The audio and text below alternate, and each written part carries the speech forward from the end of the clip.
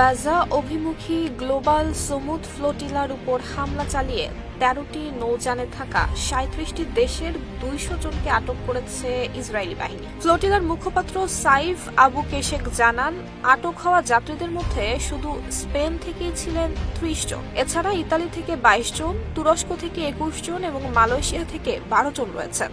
তিনি আরো বলেন, এখনো প্রায় ৩০টি নৌকা গাজার উপকূলে পৌঁছানোর চেষ্টা করছে। দখলদার বাহিনীর সামরিক জাহাজগুলোর বাধা ঠেকিয়ে গাজায় পৌঁছানোর চেষ্টা করছেন অংশগ্রহণকারীরা।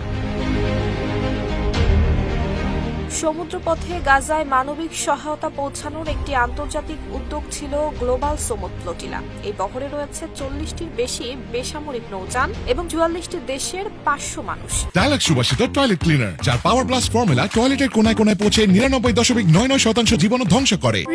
তাদের মধ্যে রয়েছেন ইউরোপীয় পার্লামেন্টের নির্বাচিত প্রতিনিধি, আইনজীবী, অধিকার কর্মী, চিকিৎসক এবং সাংবাদিক। ফ্লোটিলার প্রথম বহর ৩১ আগস্ট স্পেনের বার্সেলোনা থেকে যাত্রা শুরু করে। পরে ১৩ থেকে ১৫ সেপ্টেম্বর টিউনিশিয়া এবং ইতালির সিসিলি দ্বীপ থেকে এবং পরবর্তীতে গ্রিসের সাইরাস দ্বীপ থেকে আরও নৌযান যোগ হয়। বর্তমানে এই বহরে সক্রিয় রয়েছে ৪০টিরও বেশি নৌযান। শুরু থেকে ইসরায়েল দাবি করে আসছে, এই বহরের সঙ্গে ফিলিস্তিনি সংগঠন হামাসের সম্পর্ক রয়েছে। তবে এ বিষয়ে তারা কোনো প্রমাণ হাজির করতে পারেনি। যাত্রাপথে বাধা না পেলে ২ অক্টোবর সকালেই গাজায় পৌঁছাতো global সমুদ flotilla. Nusrat Jahan Mehak, Dhaka post.